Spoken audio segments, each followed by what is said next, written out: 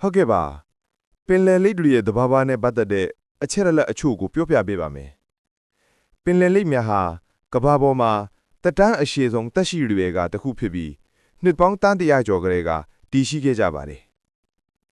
မျိုးစိတ်များနဲ့အရွယ်အစားမျိုးစိတ်9မျိုးကမ္ဘာပေါ်မှာပင်လယ်လိပ်မျိုးစိတ်9မျိုးသာရှိပြီး၎င်းတို့အားလုံးဟာမျိုး3လူနီးပါးအခြေအနေနဲ့ရင်ဆိုင်နေရပါတယ်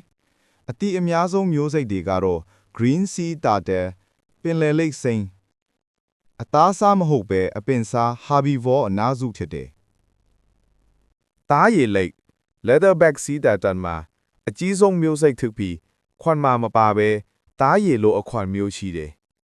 အရွယ်စားသားရည်လိပ် leatherback များဟာအကြီးဆုံးဖြစ်ပြီးအလျား9ပြီး1.1မီတာအထိရှည်လျားကအလေးချိန်ပေါင်း2900ကီလိုဂရမ်နီးပါးရှိနိုင်ပါတယ်နှစ်ဘဝဆက်ဝန်းနဲ့တက်တန်းရှည်ခြင်းပင်လေအများစုဟာလူသားနေလိုပဲအနည်း80မှ100အထိအသက်ရှင်နိုင်တယ်လို့ခန့်မှန်းလာပါတယ်တန်တရားပင်လေများဟာသူတို့ရဲ့အစာရှာတဲ့နေရာနဲ့ဥဥတဲ့ကမ်းခြေကြားမှာမိုင်ပေါင်းထောင်ချီခရီးသွားလာလေရှိပါတယ်သူတို့ရဲ့မွေးရမြေကိုအမြဲတမ်းပြန်လာပြီးဥဥလေးရှိတာဟာအံ့ဩစရာပါ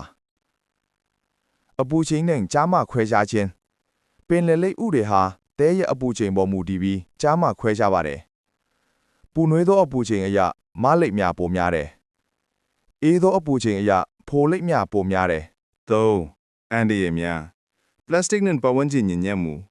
လိပ်များဟာပလတ်စတစ်အိတ်များကိုသူတို့ရဲ့အစာဖြစ်တဲ့ဂျယ်လီငါလို့ထင်ပြီးမှားယွင်းစားသုံးမိရကနေအသက်အန္တရာယ်ဖြစ်စေပါတယ်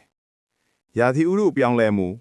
ပူနွေးလာတဲ့ကမ္ဘာအပူချိန်ကြောင့်ဥများထဲမှာမလိပ်များသာပိုမိုပေါက်ခွာလာပြီးမျိုးပွားနိုင်တဲ့ဖိုလိပ်မေးလ်တာတဲ့နေပါလာတာကြောင့်မျိုးသုံးမှုကိုမြန်စေပါတယ်